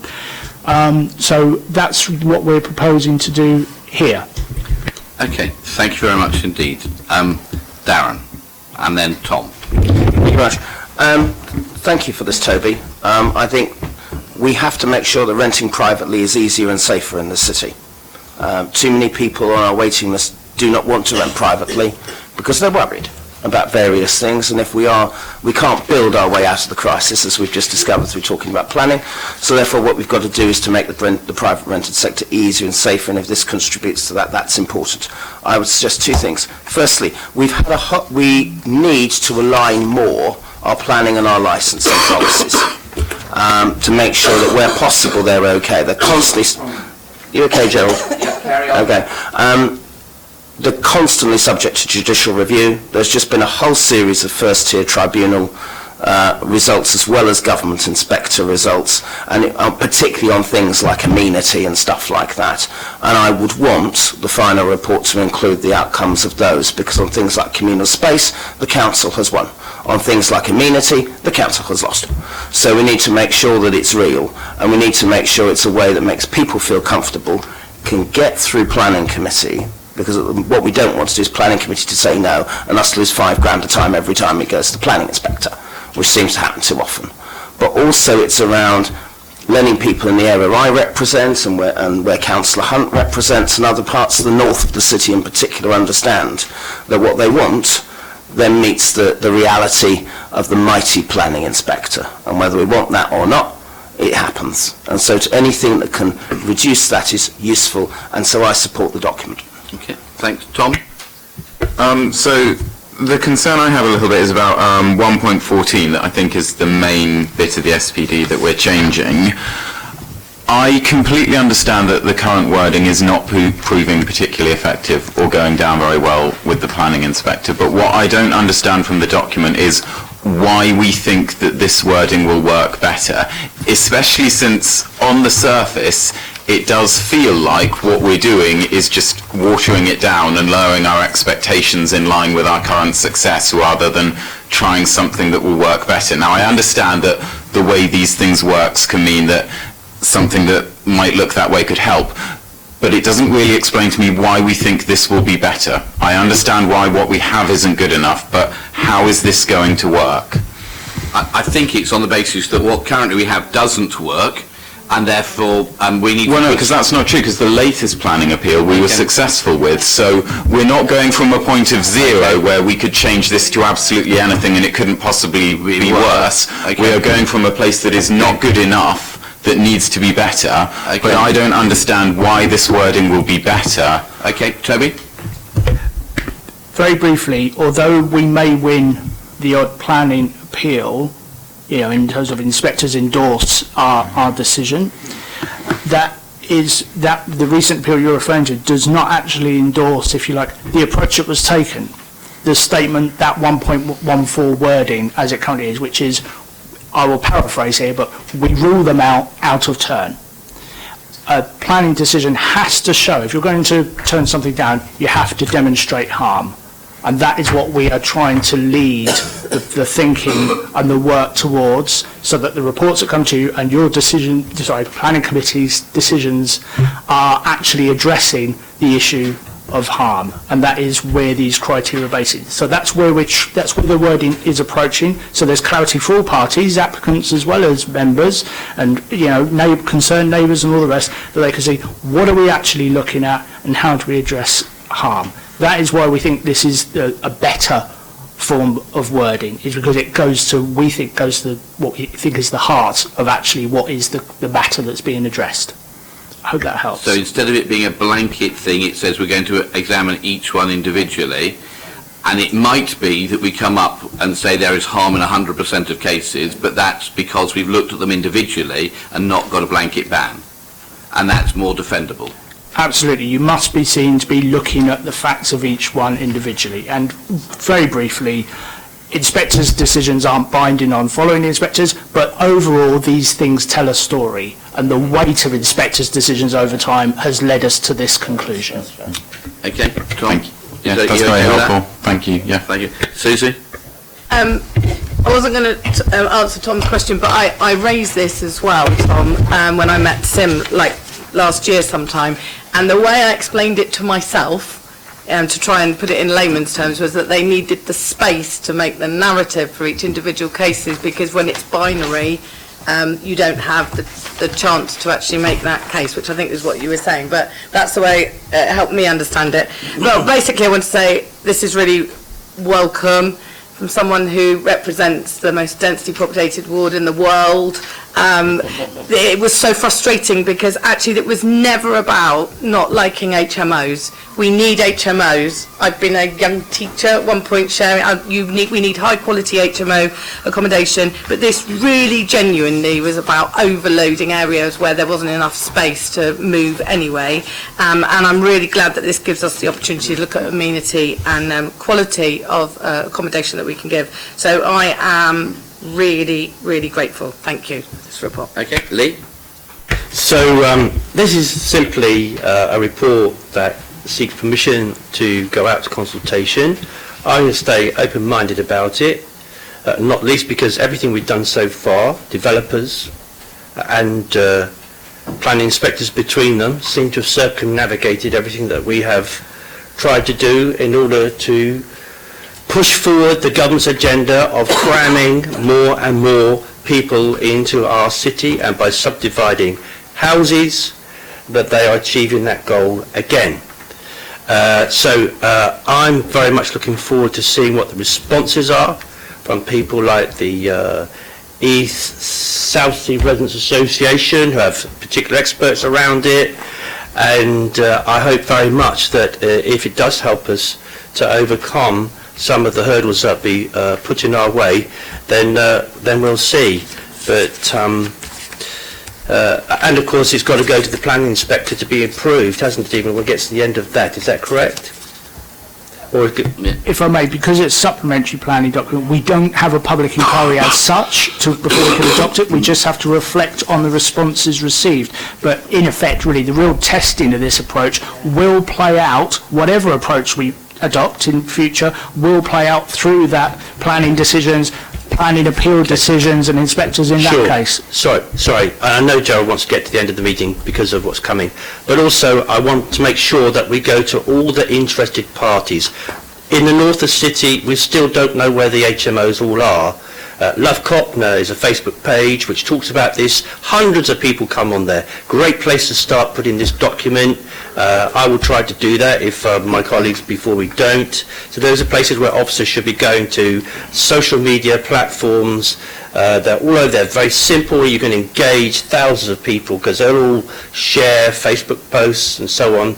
And it's a really good way of getting responses back, which are mightily needed around this particular issue, which we've been fighting for so long. Thank you, Mr. Chairman. Thank you. Rob? Thank you, Toby. I actually support the wording because I think from previously being one of the architects of us going to an HMO rule, it was about making sure you understood both sides of the balance, which is about when a developer comes to the city, he should know the rules very clearly, and likewise, if we want to oppose it, we should know it. But just to... Or Rob, or a she. There are female developers as well. They should know the rules. Sorry. Okay. Thank you for correcting me. Okay. Just want to clarify something. Obviously, the gist of this, and as I understand it, 1.14 that was amended, and then when I go over the page to 1.22, where you've amended it to sort of say the changes in considering the bedroom and the amenity impact it has, and then I've read over the page to find the description of what amenity actually means in this context, and then you refer it back to the impact as proposed as in the context of a mixed balanced community. So I'm assuming what you're saying is it's still the same context, but because we're individually measuring it, we're still deciding whether that context leads to an imbalance in the community, and that's the amenity you're referring to.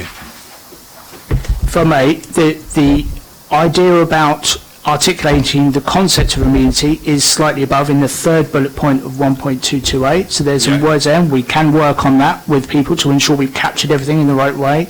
But what the section is, and this idea about the proportion and the context, this is the point. You have to look at each application on its own merits, but each application, the context of that application matters, and this is about capturing that context for that decision. Okay. Thank you. Just a quick bit from me. So thank you very much indeed for this, Toby. Much appreciated. The basic policy we've had of trying to make sure that we limit HMOs to 10% of the population seems to have been effective. In lots of other council areas around here, there's no such policy, so Fareham haven't Gosport. You can just turn your house into an HMO with no planning permission. Here you have to go through a planning process, and we've managed, and it's been extremely successful in stopping those concentrations in some areas. So many thanks for that. This is just about beefing it up, and the East St Thomas Neighbourhood Forum, our Residents Association, sorry, East St Thomas Residents Association.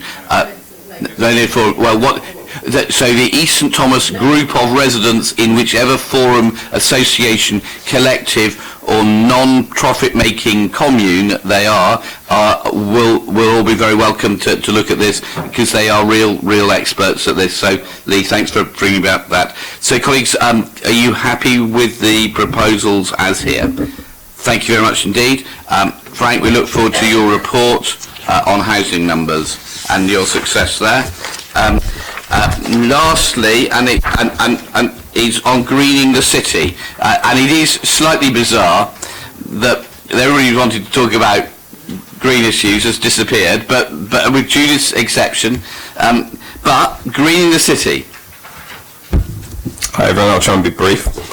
So this report is essentially an update on the short-term green infrastructure delivery plan that was approved by Cabinet member for PRED last year in November.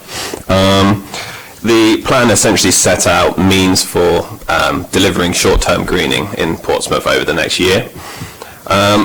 So this report essentially firstly sets out the value of green infrastructure, so that's trees, parks, cemeteries, and why we want to invest more. So, you know, it's important for health and well-being, but also for climate change, for reducing heat in the environment, reducing flood risk, and for health and well-being as well. It then touches upon the wealth of tree planting that's actually already happening in the city, so other departments and groups around the city. It was important to highlight that.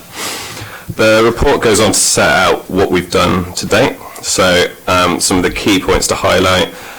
We completed a piece of research that essentially looked at what we've got in the city. So it assessed canopy cover across Portsmouth and worked to identify areas at most need.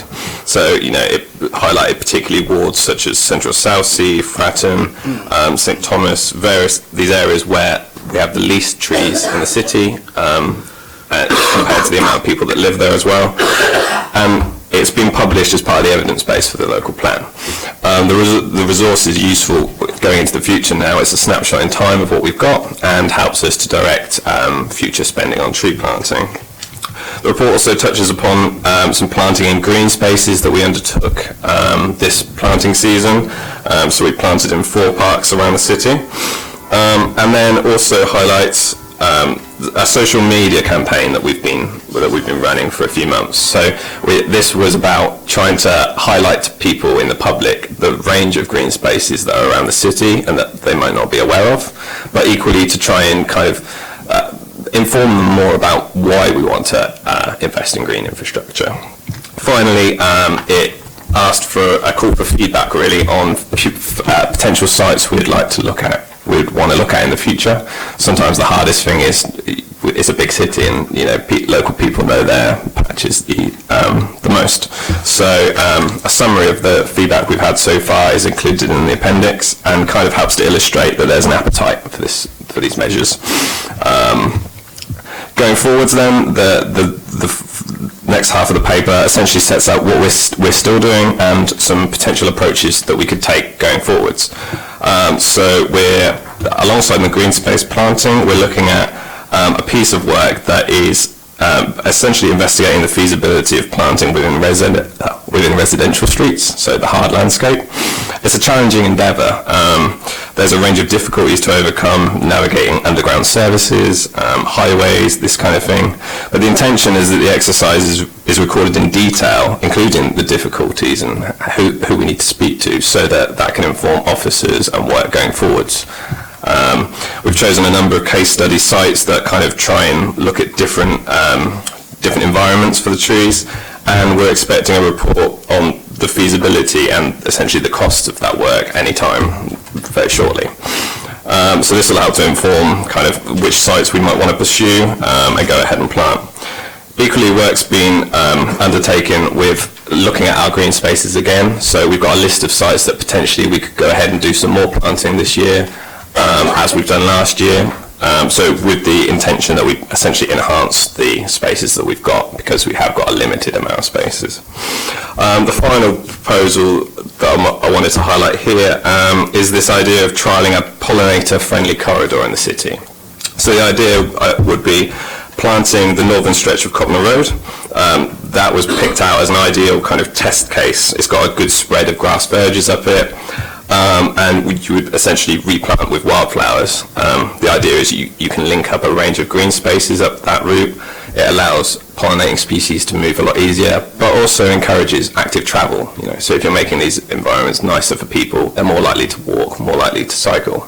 The suggestion is we treat it as a trial initially, and incorporate some publicity, potentially some social media, to kind of help inform local residents about why we're doing this. There's a risk that with wildflowers, when they're not in flower, they might look untidy. So we just want to kind of make it clear that we're not just not treating the verges, but we're doing it for a reason. And then, depending on the success of that trial, we could roll that out in other corridors around the city. Finally, the report just sets out some additional considerations, really. The point that every tree we plant, there's a cost to plant the tree, but equally there's a lifetime cost to look after that tree and make sure that it is healthy and safe.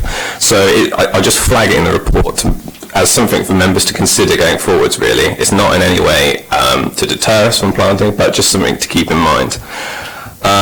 Secondly, the various proposals, which I should say are included in the appendix in more detail, they are at various scales and contexts. There will be appropriate mechanisms for funding which will need to be sought as appropriate for the different projects. And finally, just to highlight that this project is very much about the short-term greening, and then it will be the role of the local plan to look at more long-term, to see how we can secure green infrastructure from new development that's happening in the city, and take that longer strategic view. So essentially, the recommendation is to note the progress and the ongoing work that's set out in the report, and to endorse the proposals that are set out in the appendix to the report, which is the table. Okay, colleagues, people will seriously have to be 1 minute only. 1 minute, Lynn, starting now. I lived in Canberra in Australia for 3 years, and every road there was planted with a particular species. So it really was great to look down on it and just the differences.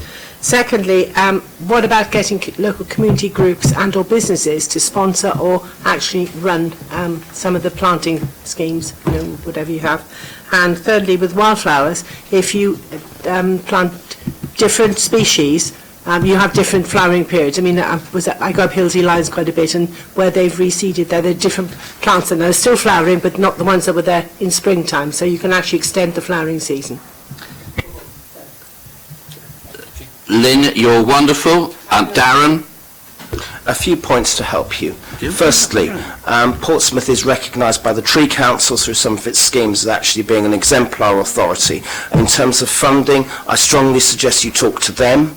I'm happy to assist in that. I also suggest you talk to the Woodland Trust. They're very interested in looking at that as well. The Tree Council can help with things like street trees and stuff like that, and there's money knocking around. The second bit is around making sure all this is coordinated. We have at the moment 3 overlapping tree projects. We have got the Charles Dickens Community Orchard, we have the Vote 100 Plant 100 initiative in the south of the city, and we've got this. And if we're going to go forwards, because everybody's going to be bidding for the same piece of land, then I would suggest that there is actually some coordination between the two. I lead on the Charles Dickens Community Orchard. Councillor Pitt, in his capacity as the Cabinet for Culture and City Development, and his team, Mr Bailey and his team, have been talking about this, but we need some coordination going forwards. That's not in the report, and so I can't not endorse the report because it's fine. Okay. We need to go much further. That was my 1 minute. Gerald? No, it was 1 minute and 12. Matt, you therefore have 48 seconds. Thank you, Gerald. I'd like to really welcome this report, and specifically the thing about the corridor at the top of Cotton Roads.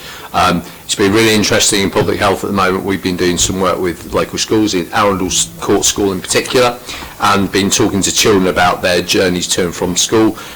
Where they have a nice journey to and from school, then they're more encouraged to walk or even cycle. Where they don't have such a nice thing, they don't like doing that. So I think having more green infrastructure does indeed improve walking and cycling, but it is particularly thinking about those possibilities of routes to and from schools and to and from other places where it will encourage people in a nice environment, which of course also has the added benefit of, in general, supporting people's health and well-being, because if you live in a nice environment, you feel a little bit better. So that's all good as well. Excellent. Rob? Okay, thank you for the report.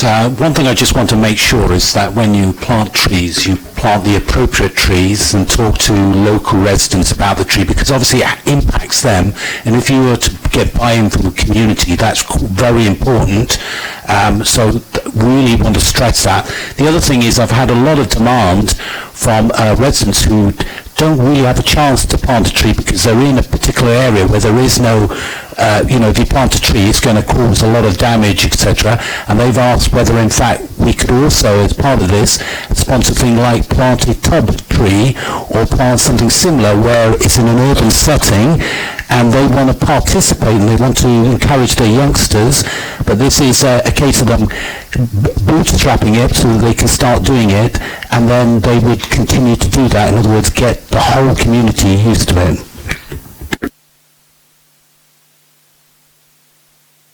Colleagues, are you happy to endorse the report? Okay, Lee. Yeah, I can assure you that so long as I'm on the council, you'll have a friend in me when it comes to greening up Portsmouth.